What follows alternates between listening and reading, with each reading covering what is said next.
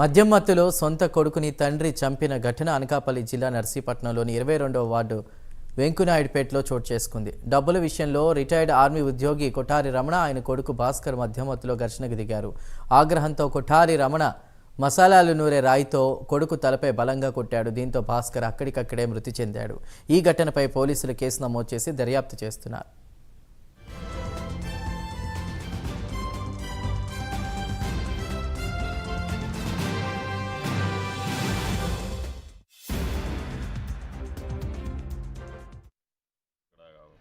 ఇనీషియల్గా ఒక ఇన్ఫర్మేషన్ వచ్చింది, మనకి నర్సీపట్నం లక్ష్మీనగర్ దగ్గర ఒక మర్డర్ అయ్యిందని.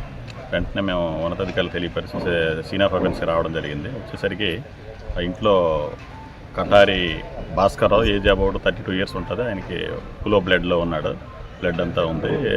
గ్రౌండ్ ఫ్లోర్లో ఉంటున్నారు వాళ్ళు.